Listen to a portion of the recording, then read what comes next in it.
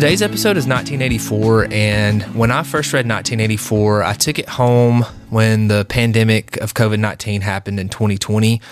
We were sent home from school, I think around March, late March, and every couple of weeks we would expect to go back, and that never happened.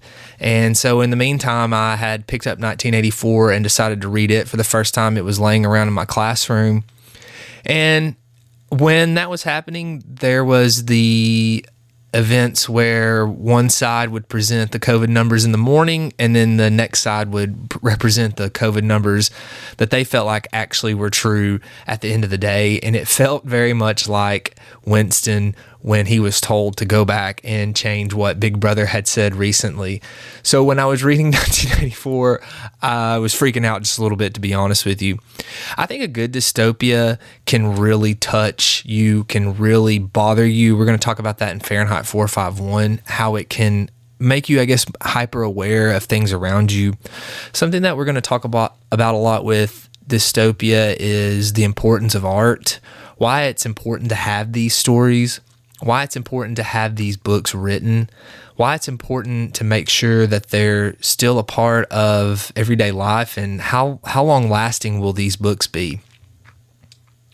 So, without waiting any longer, Jason Crockett joins me today, and it's always so fun to talk to him. He's one of my good friends, and he's a great reader. He always has great ideas. Presenting to you now, 1984 by George Orwell.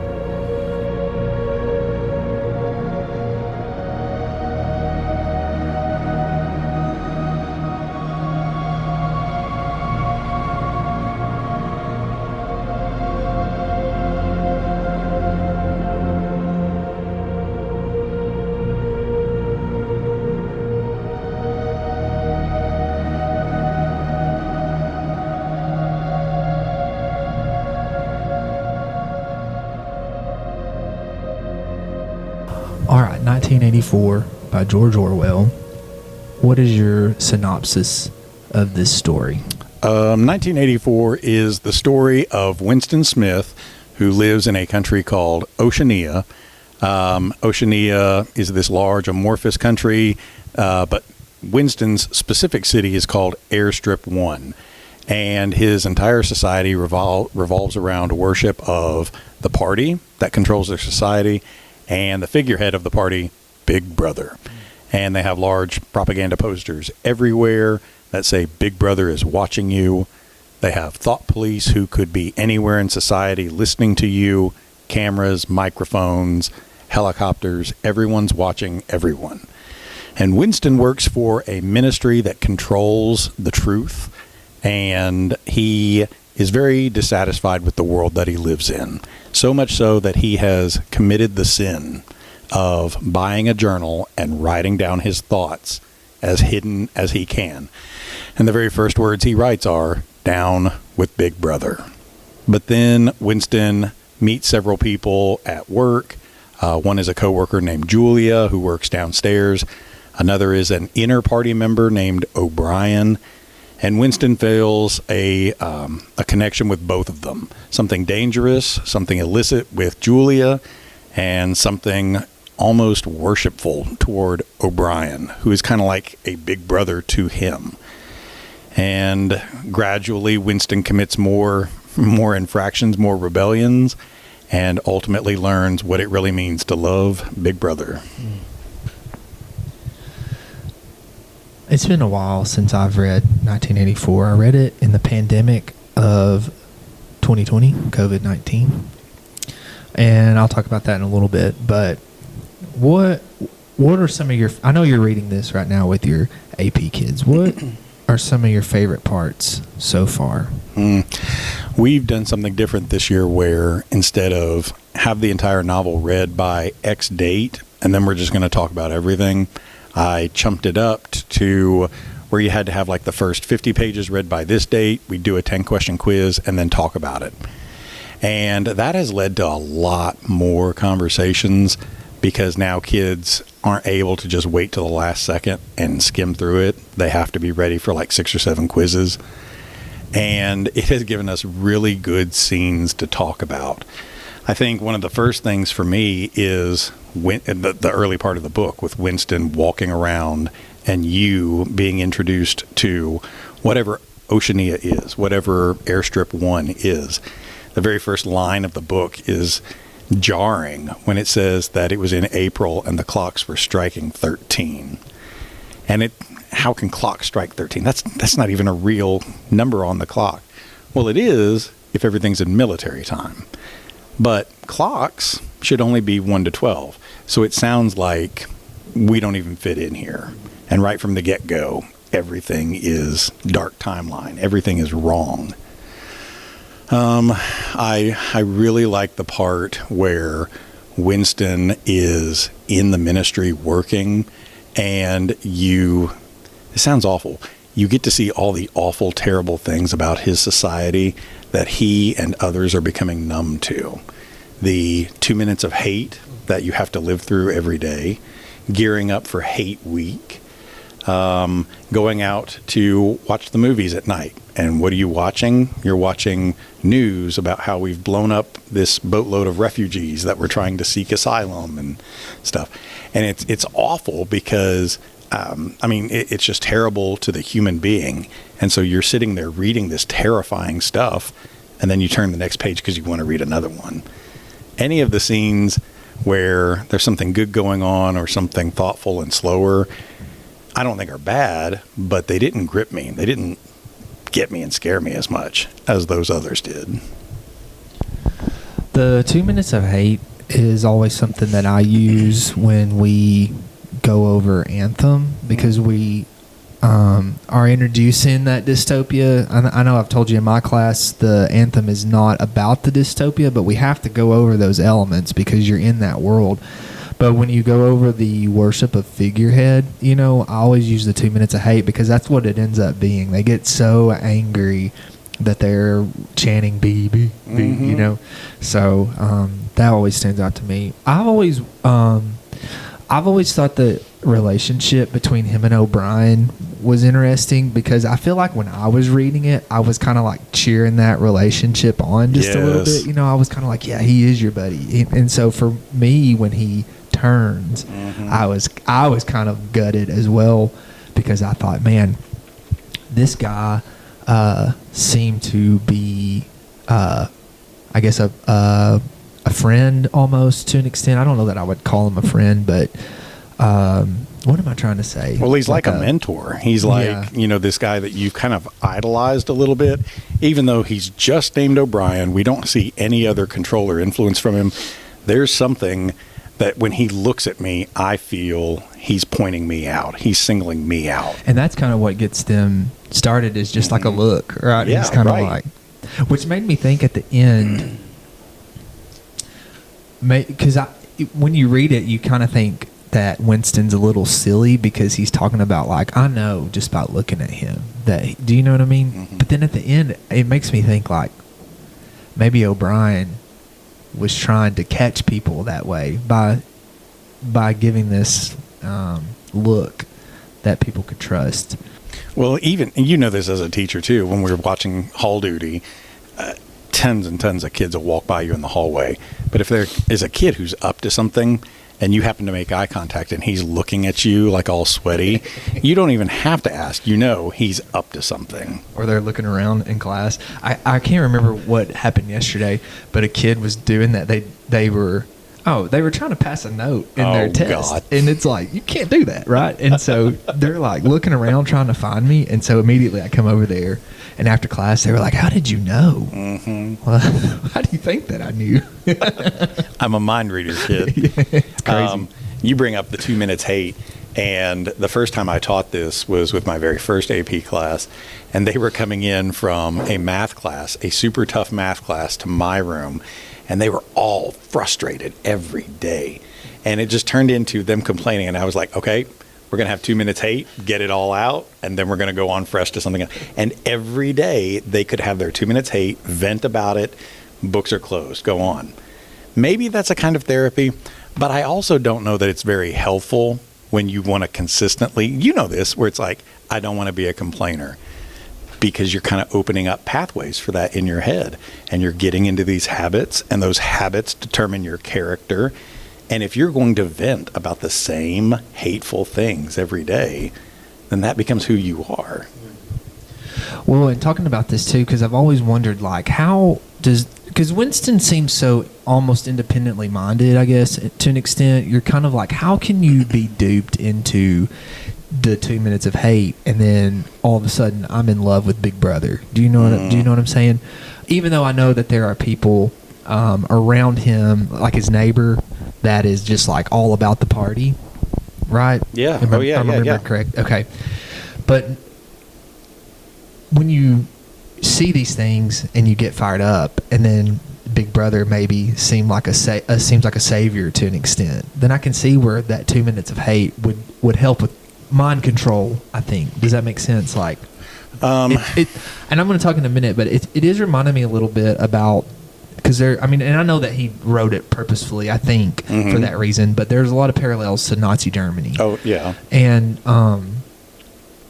because right now in The Garden of Beasts, which I'm reading by Larson, I know I've told you about, they think that Hitler's government will collapse. They're kind of like, the German people are going to get fed up with him, and he's not going to be, and a lot of people, even in Germany, are kind of like, this guy's kind of a joke a little bit. Do you know what I'm saying? But you know that there are people who, because Germany was going through the Depression as well with us, right? Maybe worse than we were in, and Hitler kind of shows up and helps bring this German pride back. So I can see how there's that sect of people who will follow that, and I can see how that mind control can come in if you're always constantly like, here's the enemy and here's your savior. So okay, well, I have two things about that, and one is, so as far as the book goes, how can he be into this 2 minutes hate over and over and yet be like, I love Big Brother? You say that so many of his neighbors are, and it's like, I'm immediately thinking of Parsons, who lives next door, him and his wife and his kids, and the kids are evil, and they are so indoctrinated into being spies, they are rotten, but the parents are terrified of the kids. So while the parents and Winston can say, I love Big Brother, I'm pretty sure most adults don't. I'm pretty sure most adults are terrified to do anything else, or are some of the ones who have already become indoctrinated into this new cultish whatever. The kids have never grown up in a world that doesn't know that. Winston only vaguely remembers the world before. But with Newspeak eliminating thought, and we're eliminating history, if you can control the past, you control the future. The children will have no hope for being anything other than the little double-think monsters that they are. But Winston also says, he tried to hold off from joining in the shouting and the yelling during 2 minutes of hate, but by 30 seconds in, he was also yelling and throwing.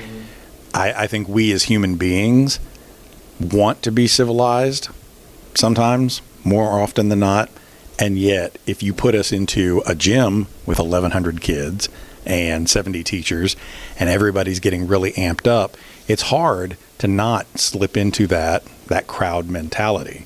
You go to a Vols game, and I can be just as good and well-mannered as everything, but man, if we fall behind or if we get ahead and we're winning, you want to stand up and just shout and everything else too. So none of us are so perfect that we aren't animal too. But the other thing with that you were talking about, you bring up Hitler as a parallel to it. I think also Orwell was definitely patterning Big Brother and the party off of Joseph Stalin and Soviet Russia, and seeing where that kind of propaganda and manipulation and control is going. It's hard for me to read this book this year and not see it apply more and more and more to society since I was in high school, since I've known anything. And I think, not to badmouth media at all, because I think that journalism is an ideal aspect of society. We need the fourth estate. We need a society that writes and thinks and calls into question. But we also know that it can be used to manipulate people. Pravda with the Soviets, any kind of propaganda, any social media presence, whatever.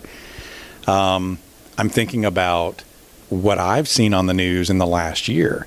And if you tune into this channel, it's all about demonizing one side and praising the savior on this side.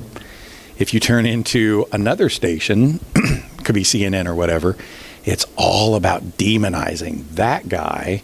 And we've got him this time. We've got him this time. There's 34 counts of this. We're going to get him this time. And I swear it feels like the news reports coming in saying a massive victory has been landed against Eurasia. We've got them this time. But those who are in the know it's never going to be over. It's always going to be one side against another because that's how it's engineered to be. Yeah. And as long as you're mad about that, you're never going to rebel against Big Brother. Some things when I'm reading in the Garden of Beasts that kind of reminded me of 1984 a lot was how, because it's kind of the birth of the Nazi Party. President Hindenburg is still kind of the main source of power in Germany. It's 1934 in the book. And anyways, they keep talking about the party. Because what happens is they have what kind of started making me realize or think a little bit differently about it was William Dodd is the ambassador for America in Berlin, and he gets an invitation to attend the Nazi Party's, like, their national convention, basically. And he turns it down, even though Hitler is kind of in charge. He turns it down because he said, this is a political party gathering, not a country gathering, not a function of the government. And then I started noticing how, like, when they would refer these upper-ranking Nazis are coming to the ambassador's house because his daughter is kind of involved with all these different people in the Nazi Party, and they always refer to the party. You can't do this because of the party. That's how they refer to it as. And it reminded me of 1984 because it was very much like, well, that's what they're called, right? Oh, yeah, the absolutely. party. So, yeah. And you saying that, too, makes me think that we're just through an election year, and this past summer was the Republican National Convention, and this past end of summer, whenever it was the Democratic one. And while we may say, well, we're Americans, we don't do it like that, look at any political rally, whether it was the RNC, the DNC, could be any other presidential campaign stop or any of that. We are doing the same kind of thing to whip a rally of people up into a fury of hero worship and message control. And it's not 1984, but it's Animal Farm. You want the sheep to be chanting whatever that is, so they will vote your way. Propaganda is propaganda is propaganda. It's neither good nor evil. It just is. And it's what it's used for that becomes either good or evil. I always tell the kids when I bring up 1984, because I do encourage them to read it when we come across it, especially if they enjoy Anthem, because I see which I know that they're both dystopias, but I see common elements between the two, because in Anthem, he's writing in a journal.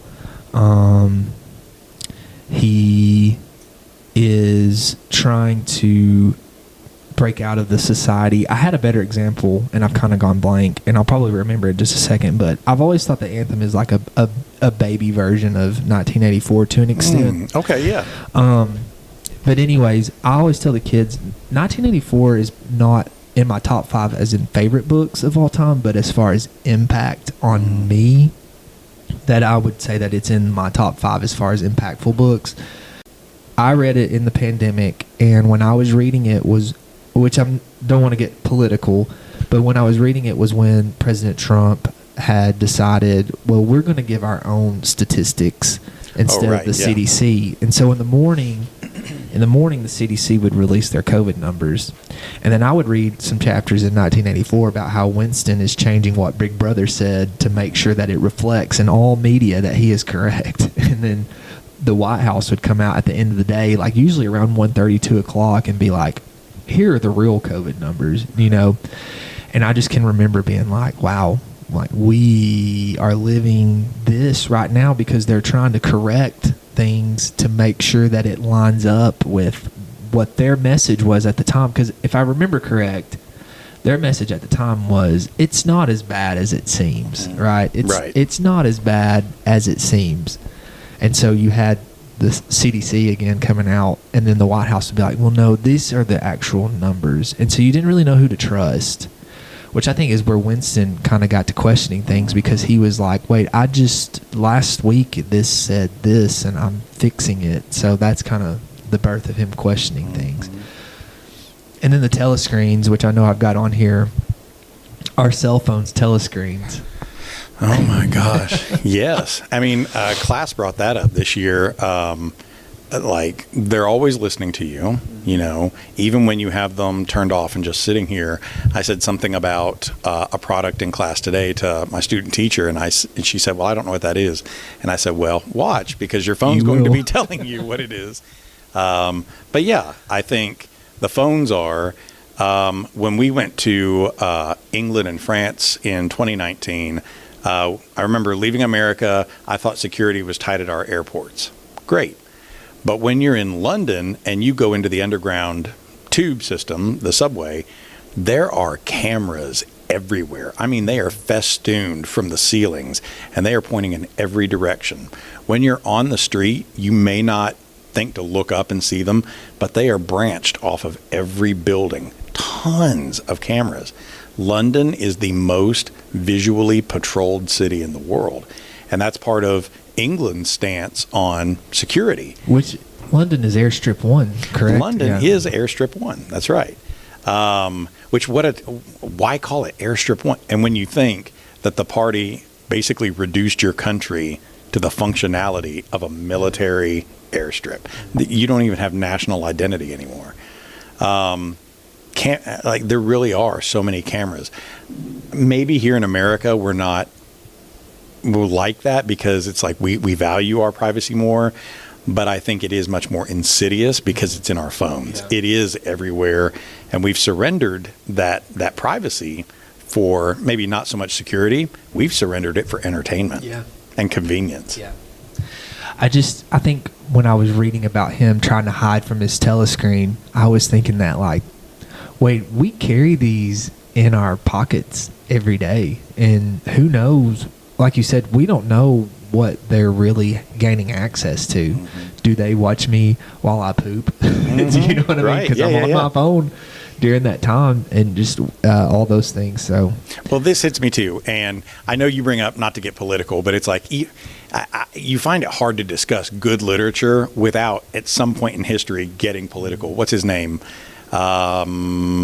Matthew, I can't even remember it now, says that good literature should reflect politics. You know, Elon Musk is, some people will look at him as this innovator, and some people will look at him as a billionaire fool.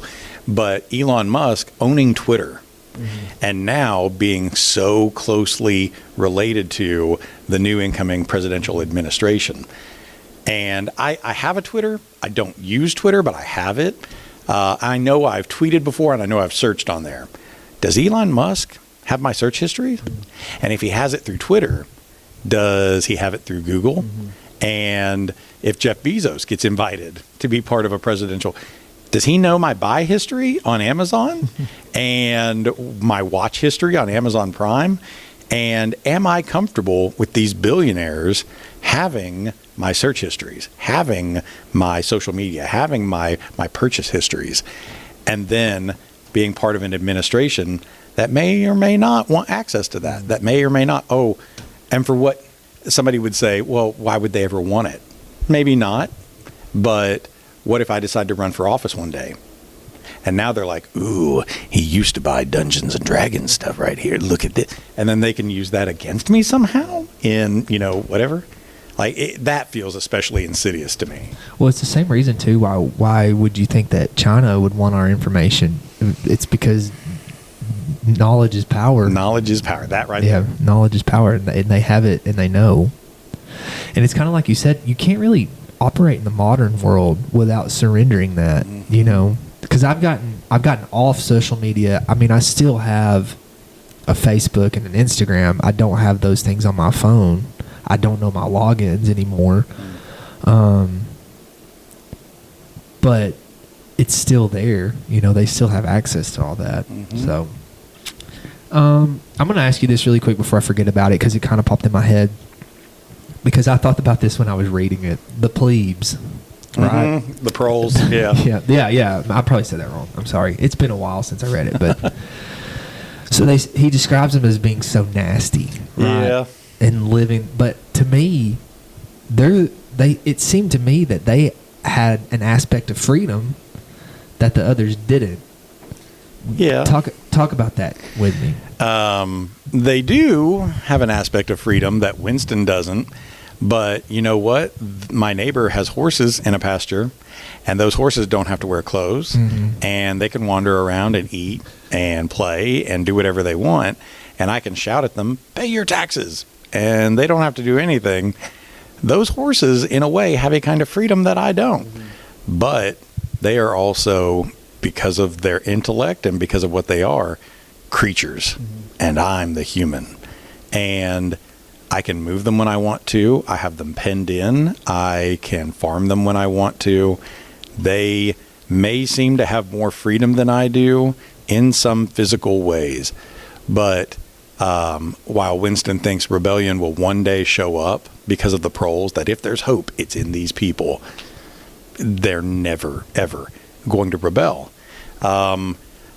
Winston looks at them so much more physically. I think there's so many descriptions of the prole women as being thicker and heavier, more voluptuous, that they're beautiful when they're young, but they quickly get older because they have gotten married and had kids and mothered, and then they're used up. Winston is thinner and maybe slightly more physically active, but Winston has an ulcer on his leg, and he's winded climbing a set of stairs, and Winston is so much more physically ill compared to them. So they may be physical, but are they really, really, truly free? I think about the scene. I'm trying to remember. It was where he and the girl would meet. Do you remember they were meeting in that top room? And he looked out and he saw you were talking about the woman singing. The woman singing. That's right, yeah. while she's doing her laundry. At the time, it just seemed like so peaceful. Do you know what I mean? It seems that way. On the surface, it does. Yeah. But also, now that you talk about that, I think that in some cases, the goal of the party is to control the people. Absolutely. And I guess these type of people are so simplistic that if you give them just that ounce of this, that they'll do because in a way it's kind of like we're being left alone to do whatever we want to do, but in reality you're not. Though it seems that way. I had a teacher one time who said, teaching a class is really no different than training dogs. And you just need to get them into routine, and when they learn their whistles and when they learn this and that. And on the one hand, there may be some sort of philosophical truth to that. How do you feel if you're the student in the class? And I say, well, teaching a class is no different than training dogs. We get offended by that. Yeah. But maybe, because Winston can go into a pub and he may have the right to go in and buy a pint with them, but they look at him so speciously. And yet the old man that he talks to, he can buy whatever, he can buy beer, he can go home, whatever. Okay, that's fine. But it reminds me of people in a society who work that 40-hour week only to get to their Friday paycheck, and I get to spend it on a cold case of Natty, and then I want to hang out so I can get up and pay for my truck on Monday and do it again. There may be some sort of ideal, I don't know, something to that, but really, are you free when you have to continue working in that 40-hour slot just so you can get to a Friday beer and then go on?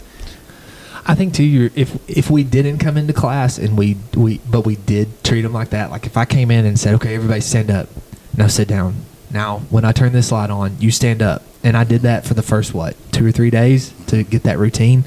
You would have those higher thinkers who are like, we're, like you said, we're dogs being trained, So I guess thinking of that, it makes sense to have that outside society if my goal is to control the population, right? Because you almost have to control I guess, two different sets of people in a sense. So kind of in a way. Here's where it gets, I keep using the word insidious. Here's where it gets bothersome to me and insidious.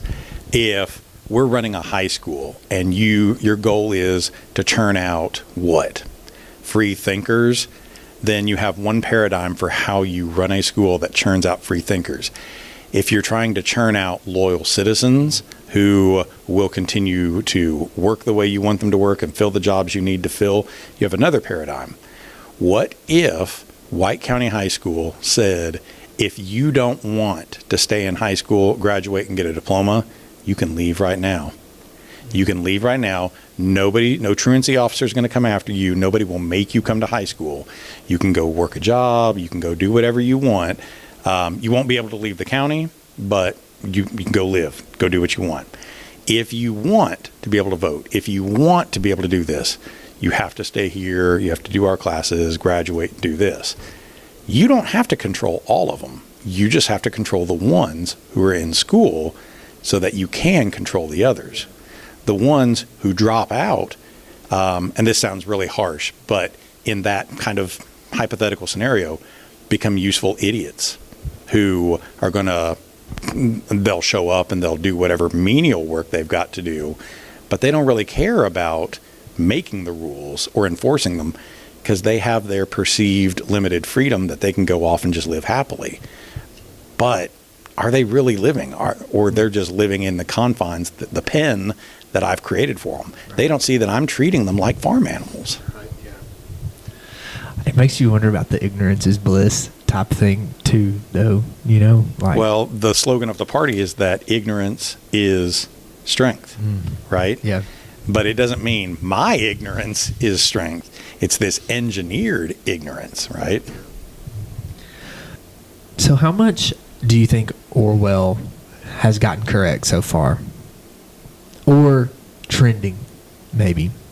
Or do you think that there's a part of us, especially with, like we were talking about, the gathering of information, the rise of technology really in the last, 5 or 6 years, artificial intelligence on its way.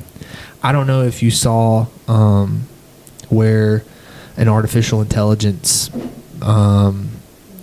processor, I don't know how else to describe it, decided it needed an update, and it gave itself an update. It wrote its own update and gave itself an update. So now it can start launching the nukes. I guess so, yeah. But do you think that there's just that element of us as a society that we're just a little, maybe we're looking at things on a disaster scale as opposed to what reality actually is, and maybe it's we're not on that path that we think, or I think that especially if you're looking at the human creature, depending on what kind of person you are, you're either an optimist or a pessimist or whatever. And I think a lot of the time humans tend to be pessimists about ourselves and our society. You look at stories like Noah and the Ark. Well, how many good people are really in that scenario? It's very few. Everybody else is going to be suffered and wiped out. Sodom and Gomorrah. How many people are we really able to save as good people here? Because everybody else, we're just going to drop fire and brimstone on them. The Greeks also had stories like this. I feel like over and over and over, we have these apocalyptic scenarios of really how many good people are out there.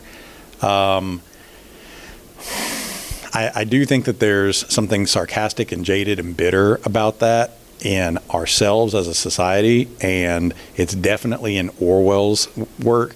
I know that before World War II, was very much into this idea of being a socialist, and during World War II, there was so much chaos, so much disillusionment with the world that this is really what we've come to. We thought the Great War was going to be the be-all, end-all, and that broke human consciousness, that we could do something so savage when we're civilizations. And surely after World War II, when we finally created nuclear weapons, surely society will throw off the chains of monarchy. We will throw off the chains of capitalism, and we will, as workers, as people, unite. And then it didn't happen. And I know Orwell was so disillusioned. He was so mad at society that when he goes to write this in 1948, he's basically just shouting and pointing the finger at everybody that this is your fault. You got us here. Orwell, how much did he get right is a good question. I know I've told you this before, and I bring it up in classes, that you look at Fahrenheit 451, 1984, and Brave New World, and they're kind of like this little triumvirate of dystopias.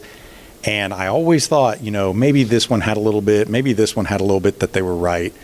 Now, I used to think that it was Bradbury who got it more right, but now that I'm looking around and actually rereading the book again this year, wow, I notice more and more that Orwell has gotten correct.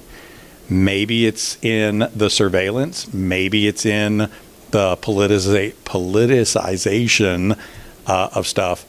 But I think it's also in just like what he says about the human creature. The part that I was sharing with you earlier that I bookmarked about when he and Julia are having their affair.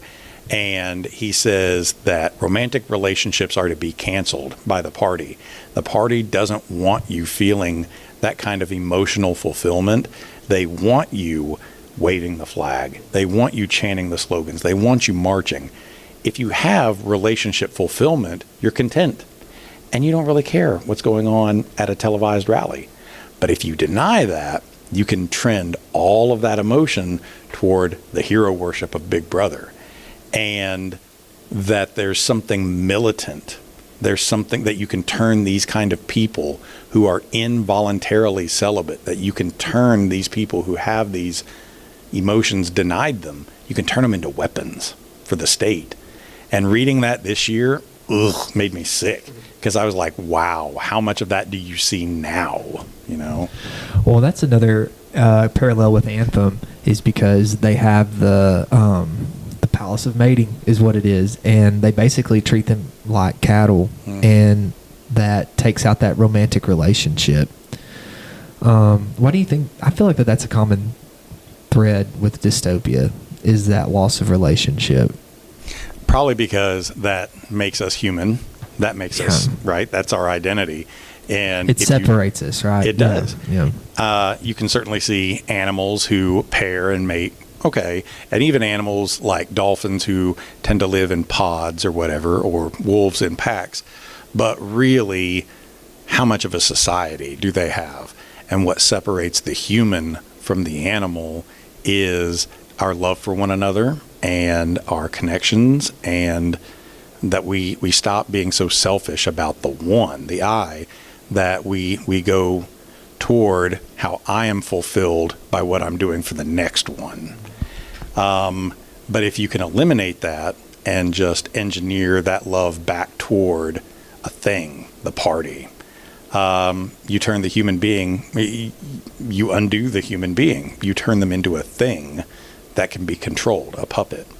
Have you ever read Brave New World? I have not. We should read that sometime. Okay. I've also not read Fahrenheit either. Oh my gosh! I know that I need to. I know that it's I need to. It's so good.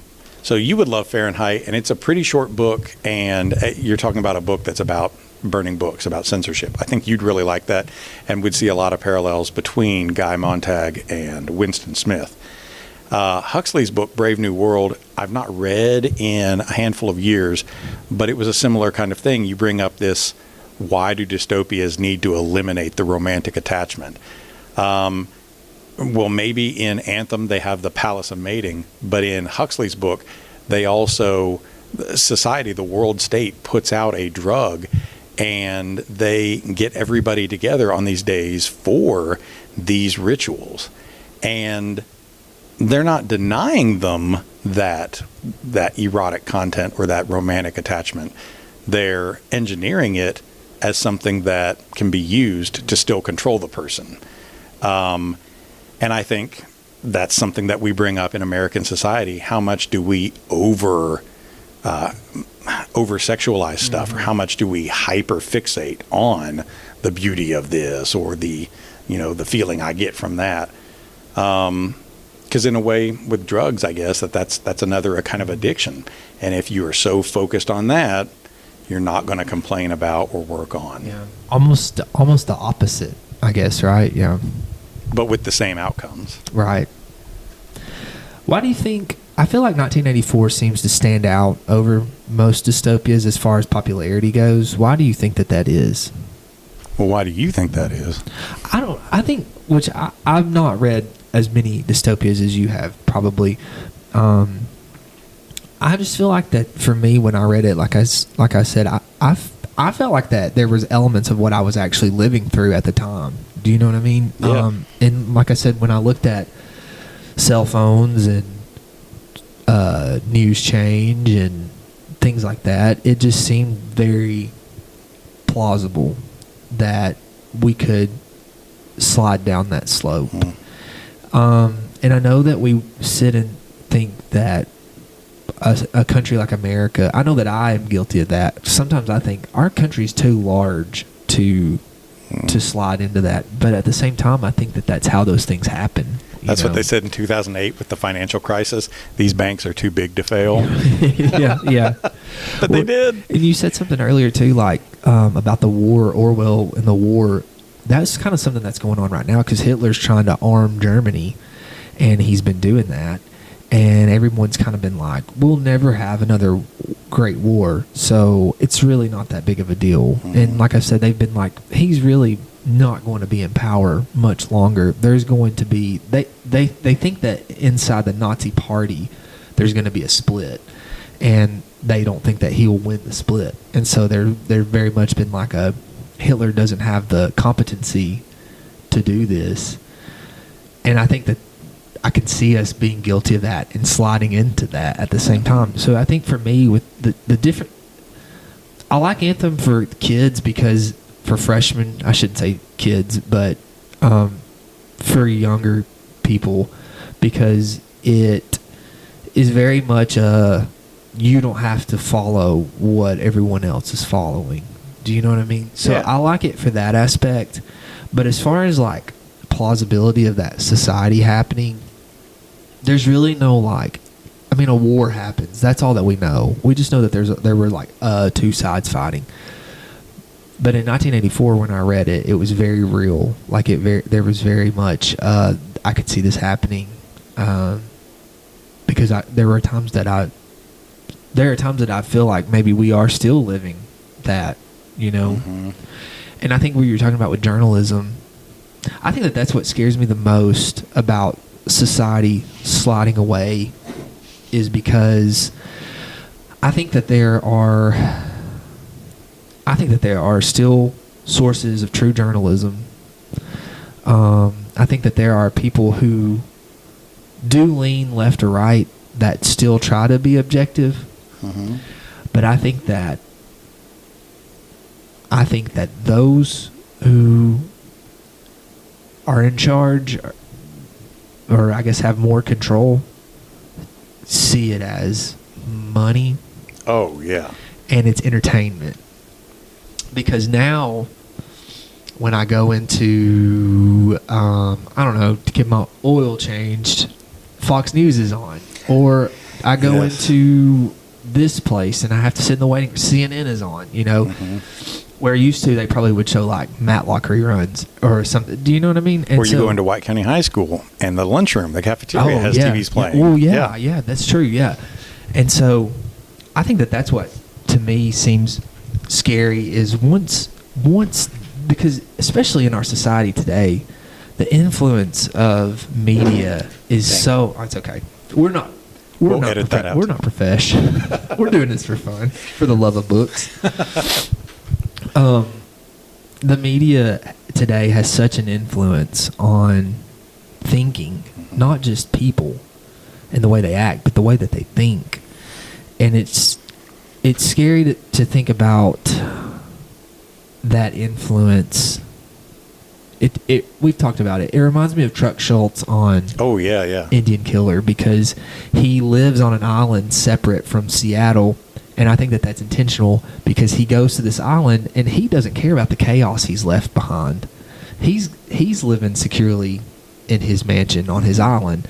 And I think that that's how these like upper media people that you would think like a Sean Hannity type, or what's the lemon guy from CNN maybe, or Tucker Carlson. That's who I think of a lot, because I watched a movie, and I cannot remember what movie it was, but they did an MSNBC, like a mock MSNBC newsflash, and guess who popped up as an MSNBC commentator? It was Tucker Carlson. And I was kind of like, wait, hold on just a second. Hold on now. Wait just a second, okay? To be able to flip that easy to the extreme is clearly for money, right? Clearly for power, because he's got it. And so I'm getting long-winded to say, when I read 1984, I see the parallels with the media and the changes in the media and how easy it is for you or fake news. And a whole half of society says, yeah, that's right, they are fake news. Do you know what I mean? But at the same time, the double think is, that's right, they are fake news, but I'm going to listen to them and I'm going to do my own research, quote unquote, right? During Hate Week, Winston has an epiphany because he's watching the guy on stage, and there's all the big banners, and the guy on stage is reading this vitriolic speech. His face is not even changing expression. He's just standing there, and he's reading this awful, terrible litany, and everybody's raging. And then a little man comes up on stage, gives him a note. The guy looks at it, never changes a beat in what he's saying, and then suddenly, mid-sentence, changes message. And now we're not at war with East Asia anymore. We're at war with Eurasia. And suddenly all the banners flip, and we're like, oh, wait, we've been tricked. And so it makes me think of, wait, Tucker Carlson, you're on NBC now? You're on MSN right now? What? How could that be? Yeah. Well, you also bring up Truck Schultz, and he lives on that island. Truck Schultz doesn't really care if he even believes in the message that he's spouting, right? I guess that's what I'm saying. Like, I don't think that Tucker Carlson maybe really believes what he's saying. It's just this. If I say this, I'm going to get more views. Right. Exactly. I can remember, and I don't mean to cut you off, but I can remember Clay Travis, who is a sports personality, was in Nashville, and I can remember I listened to the broadcast where he said it would be easy for me to become as popular as some of these guys. I can just start saying the most outrageous stuff and have the hottest takes, and people will listen to it. They're either going to love it or hate it, and that's what I want. Either way, they're going to listen. Right. And then, like, the next week, he just started saying the craziest stuff. And the next thing you know, he's, like, on Fox. He's on. And so, yeah, it was like, you don't believe that. You're just saying that to get views. April, so my wife teaches at Tennessee Tech, and she has a computer science class, and she was teaching this ethics course, and it came up in one of her lectures. She asked the class where they get their news from, like where are your news sources? And so many students said Reddit, TikTok, whatever their Instagram, whatever their social media is. And that's, at first, insane to think that's where you're getting your news from, where your social media is through an algorithm showing you more of whatever. But really, I know you brought up that there are some news agencies who try to stay unbiased or want to provide a clearer, fairer message, but so many of them don't. And it has become the opposite of what Walter Cronkite probably wanted to be, where you're going to present the news. This is how it was in America. Nowadays, it's let's fire them up about this. We've said that print media is often thought of as dead. We're not selling newspapers anymore, but that didn't mean that we stopped selling news. You are totally selling news and headlines, and Americans can say that they're sick of scandals, but man, they sure tune in for it, and we'll elect it left and right, and it's not just Republican or Democrat. We'll elect both. The more scandalous, the better. Americans are really entrenched about it. You also brought up the war, and when I teach Beowulf in class, that it's the earliest work of literature we have in English. Beowulf is absolutely a celebration of the warrior culture. And I try to ask class, if we're Americans and we're inheritors of this, do you think Americans are a warrior culture? Do we celebrate war? And most kids are like, nah, I don't think so.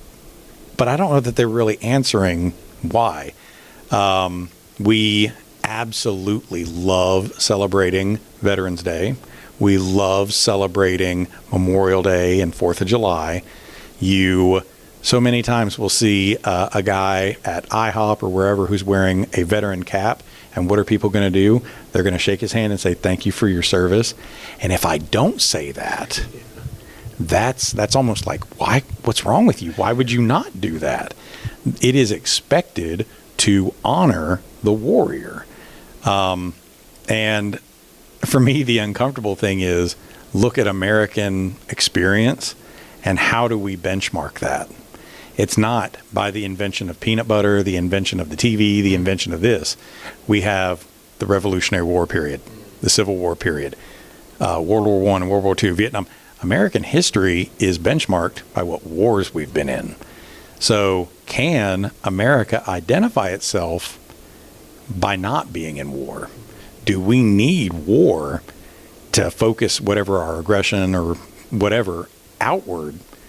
Because without it, do we turn it inward? And the same, so in 2001, you had September 11th, and George W. Bush was insanely popular as a president. And in March of 2003, he was invading Iraq under suspicion of finding, weapons. And whether any of that was true or not, Americans were on the warpath. We were going to find justice for this. A lot of social concern at the time was he's getting us locked into a war that's going to last 50 years. And that's kind of like 1984 with Oceania and Eurasia and East Asia. War is never meant to end. It's just perpetual warfare keeps them busy.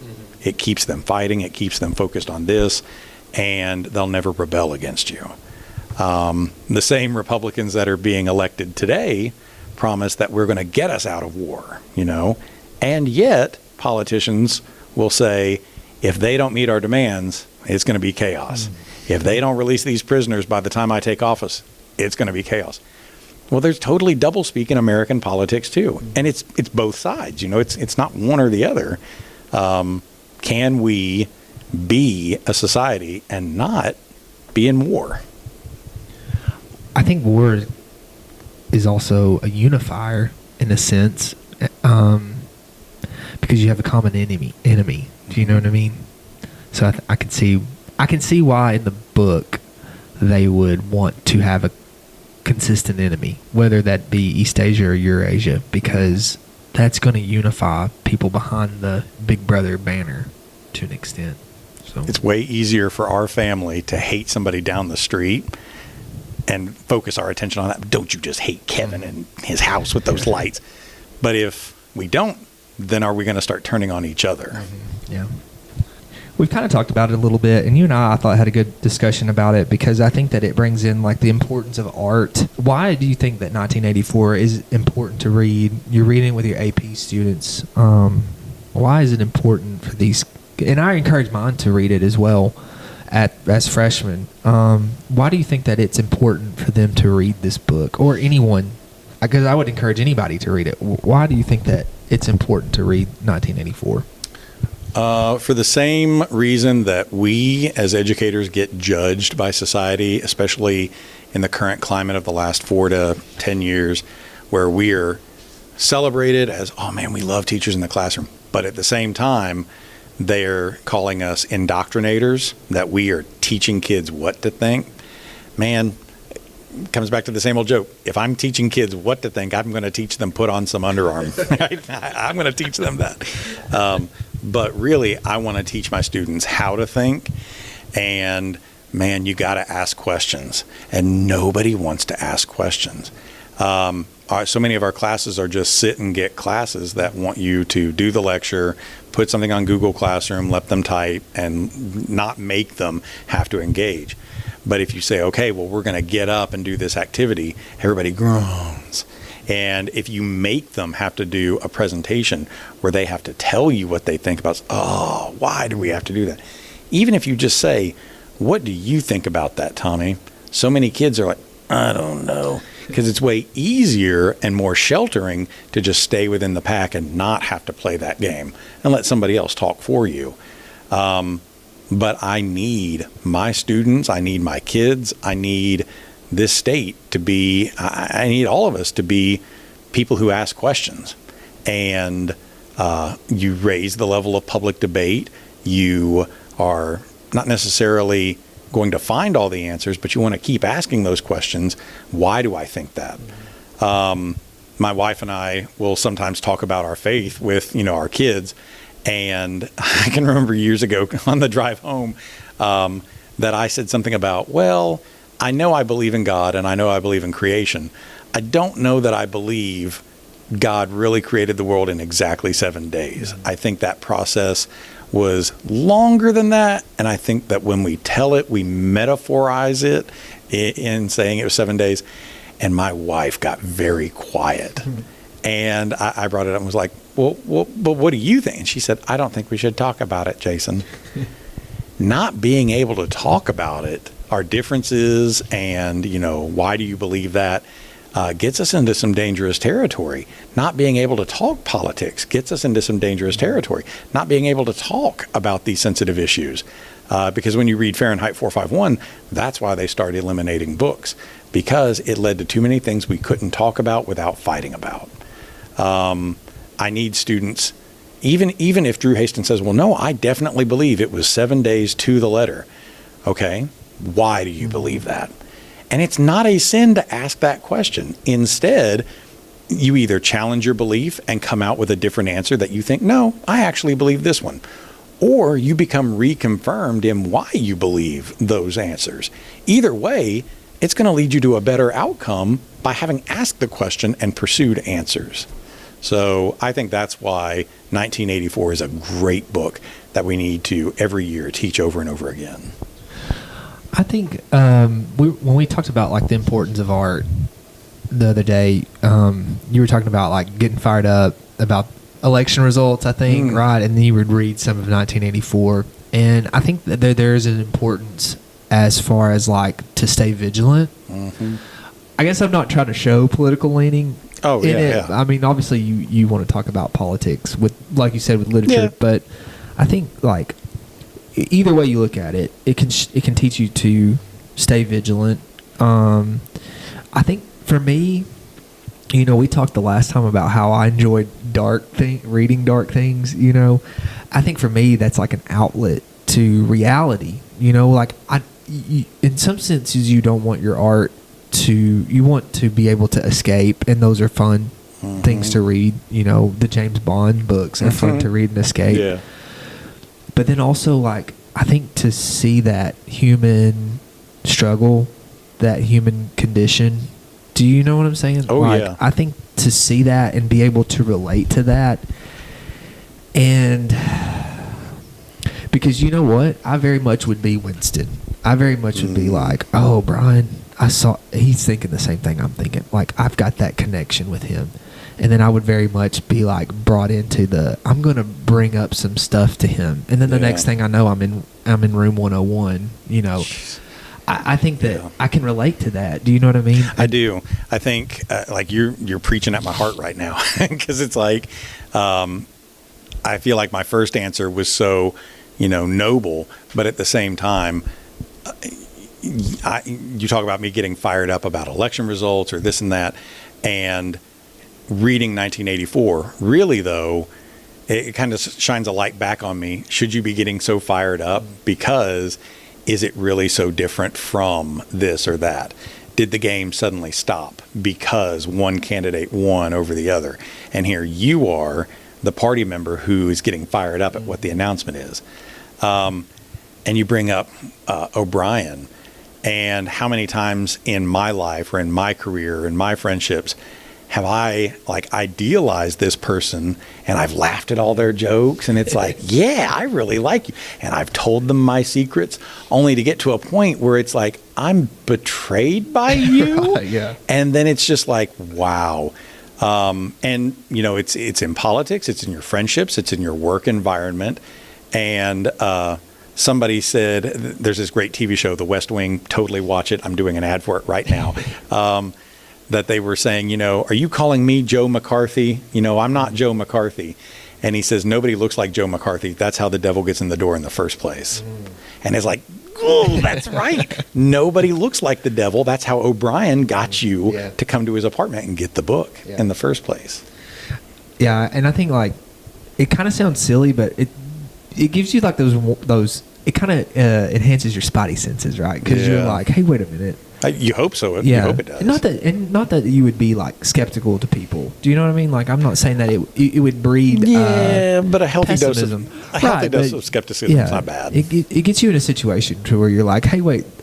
I remember what happened to Winston when he did this. Maybe I need to kind of watch, but I don't know. I just think that's why I think it's important to read, is because it's an outlet. It gives you that example, Yes. that good literature does. I think, because that's something with Anthem that I sometimes struggle with. Is it's good for the freshman level because there are deeper concepts, but would it be something that you would teach an AP class? I don't think so, because it's basically just Ayn Rand saying, hey, here's my philosophy that I have invented and I want you to follow it, I think Anthem is just one of those useful books that we can get in at an earlier level, so that by the time they're in an AP class, we have that great foundation. Right. Now let's put more blocks on top of that. Yeah, it's worthy to read. It's like 80 pages, so you can knock it out really quick. But I was thinking about this when I was kind of putting some stuff together, because I get this question every year, and I know I'm going to get it next week. Why are we reading Romeo and Juliet? It's 600 years old. Do you know, or maybe even older than that now? And to my students, I tell them, have you ever had a crush on another person, and did you quickly think that you were in love with them? Because that's what teenagers do, right? And that's what we're doing in our play. We're reacting off our emotions. That's why it's still relevant to us. Yep. So do you think in 600 years, 200 years, will people still be reading 1984? Oh, I hope so. I really hope so. And I know that, you bring up the valid thing of why are we teaching the same old canon? Why are we teaching the same old Shakespeare? Well, Shakespeare is timeless, and we have proven that again and again and again. And I'm always on the search for, okay, well, what are new classics? Well, Shakespeare had to invent new classics. His classics that he studied were what the Greeks, what Seneca and Plautus and the others had written. So we don't teach those anymore, but kind of in a way we do, because Shakespeare took them and synthesized them into his plays, and it's just an echo of an echo of an echo being done very, very well.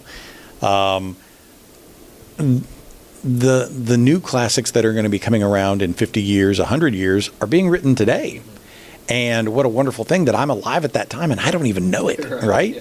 I do hope that 1984 does continue to be something that's taught, because I think that's probably the finger on the pulse of a healthy, surviving nation that is at least open to the idea of questioning what could be wrong and warning about the dangers of hero worship and cult of personality and censorship. Because whether we forbid the reading of it in a book banning, as so many places are turning to do, or we just give it up and are like, who cares? Like in Fahrenheit 451. Either way, that kind of ignorance is dangerous. And I'm glad that none of my AP kids are going to hear this before next week, but I'm going to be teaching excerpts of A Christmas Carol to finish out our semester. And the most powerful point, because Scrooge gets visited by 3 ghosts, and I think for me is the ghost of Christmas present. I know Christmas future is scary because it's the uncertain death, and past is, oh, I'm the pretty candle from the hope of the past. But it's Christmas present, the big burly Santa Claus in the green gown. When he, at the very end, turns it back on Scrooge and pulls open the gown, and you see these 2 scary, hideous children that are neglected there, he says, learn these kids. This one's name is ignorance, and this one's name is want. They are your children. They are man's children, and they are to be watched out for, especially this one, ignorance. It's a cautionary tale. if we give up the reading of something like 1984 or forbid it, you're engineering the ignorance. And that can't possibly be healthy for a society. So I hope to God we are still reading it. Book bannings are so sporadic. Yeah. And it's like, I know I had a student one time who was reading a book like this in his little group in the gym, and they were looking over their shoulders like those rebellious kids in the hallway, like, ooh, he's going to see us. And I just happened to ask, what y'all reading? And he said, oh, we're reading, this book. It's banned. And I was like, I mean, yeah, maybe. There's no national ban. There's no cops are going to hunt you down for reading this book.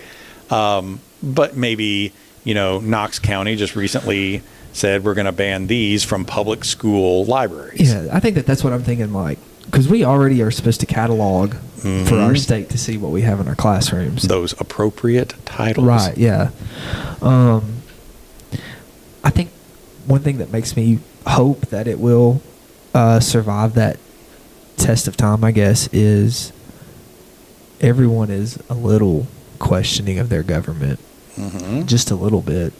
Especially in a country where we are free to think that.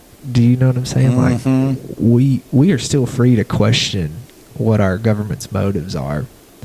And I think as long as that lasts, 1984 will be relevant. I think that to me, will it stay relevant? Yes. Because there's always going to be that question. Just like Romeo and Juliet is still relevant. It's not my favorite Shakespeare, right? It's probably not the deepest Shakespeare, but it's very much relevant to my students. Because when we talk about, because that's always something I ask them, is it a tragedy? Because what's Romeo's character, like his tragic flaw? And I tell them his tragic flaw is he's a teenage boy. His tragic flaw is he falls in love with his eyes over and over, and his emotions are on his sleeve, right? Which every teenage boy is you like see that. him left and right, he's everywhere. Yeah. And so it's relevant still. The language may be different, but it's still relevant. And so I guess that I think that there is a chance for that because I can see it remaining relevant for us that long.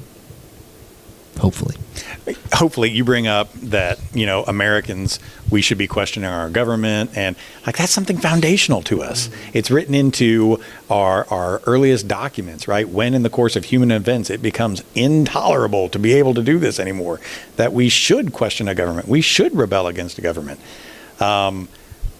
I love living in the South, and I love the Dukes of Hazzard. It was one of my favorite TV shows as a kid. And what is the Dukes of Hazzard but a celebration of, yee boy, we're going to stick it to the man, and we're going to run that, and Uncle Jesse's a hero, and all of that. But they were lawbreakers, right? They didn't mean no harm, but they were lawbreakers. And now we're a generation who we still want to dress like that. We still want to rev those engines, and we want to play at it, but do we really want to rebel, or do we really want to question our leaders? Because so many of my family would be like, I don't know why you're against this person. I love this person and everything. But Uncle Jesse wouldn't. Uncle Jesse wouldn't at all. Yeah. It's a good book. Oh, yeah. It's a good one to read. Yeah. Top 5 on my impact list. I would, and not to neglect the novel, but I'm a movie guy, and I think we talk about that too, where when you read a lot of these, you want to see a good movie, like in your head of it. I know that they did the John Hurt movie in the 80s, and I guess it's okay. Yeah. It's got, what's his name, who was married to Elizabeth Taylor. Why can I not remember the name all of a sudden? He's a famous actor. He was a Shakespearean actor. He played O'Brien, and I think he's great with that. I would love to see a real good version of 1984.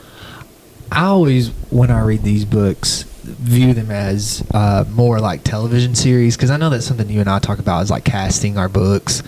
And for me, most of them are television, like a mini series for me. Yeah. Do you know what I'm saying? Yeah. And I think 1984 would be a really good one to agreed. do. When I read 1984, the only two people that I was able to cast in my head was what's his love interest? What's her name? Julia. Emilia Clarke.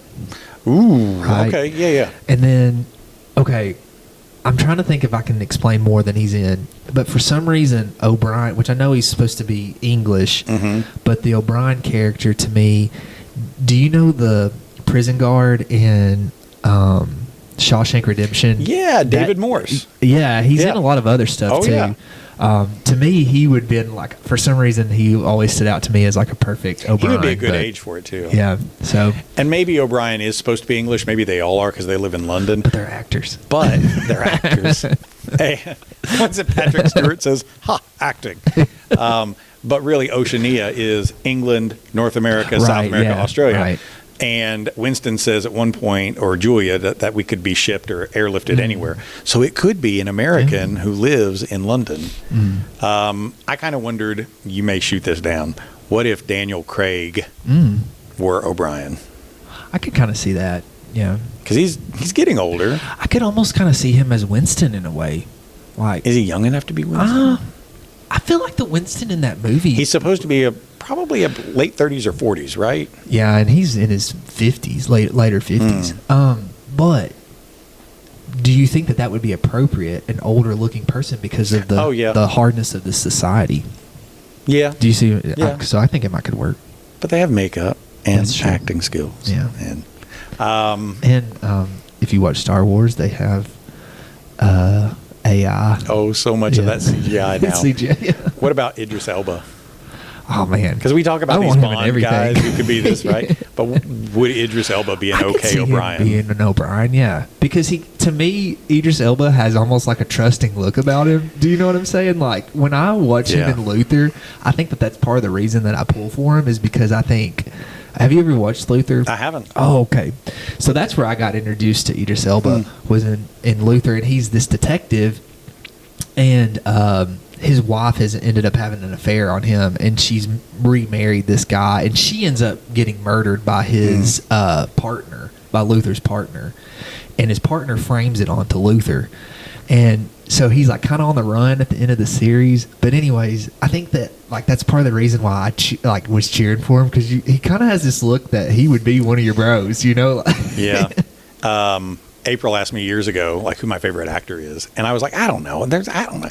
And it was like, I was in room 101 all of a sudden. And she was like, what is it? Who is it? Tell me a name. And I just spit out the name, Brad Pitt. And I was like, I don't even know why I would say such a thing. But Idris Elba, I should not admit this on a recording, but Idris Elba is the kind of person, I feel like anytime I watch him, I kind of wish I could be his best friend. Oh, yeah. You know, like I want him to be like, hey, dude, you know, and I want to hang out with him. Yeah.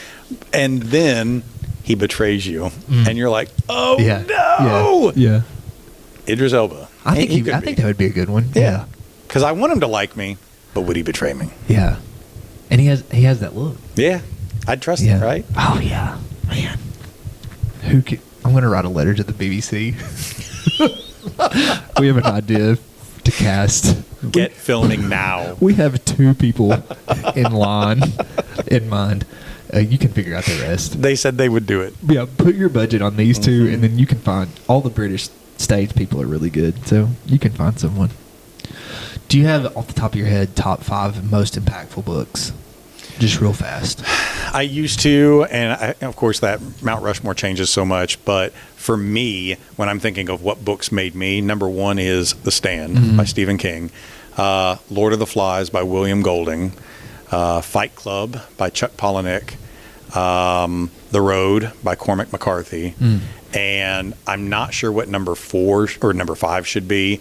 And you almost feel bad not putting a Shakespeare thing up there, but really, I don't know that Shakespeare is something that you sit and read and whatever. But Orwell's book is not one that I was taught in high school. It was not one that I was taught in college. Orwell's book is one I picked up in the library when I was in high school, and I read it on my own. I can remember reading it on my grandpa's couch. And his line that the future, if you want to look at the future is just a boot stamping a human face over and over. I remember reading that on the couch and just being bothered. And so maybe 1984 should be my number 5. You? Well, I feel like I have 2 separate, like, impact and then favorites. Oh, okay. Does that make sense? Yeah. I think for me, 1980, I don't know in order. 1984 is impactful. The Road by Cormac McCarthy was impactful. especially because I know I told you I read that as a new dad. Yes. Man's Search for Meaning is one that Oh, really, yeah, you bring that one up. that really changed my thinking towards things.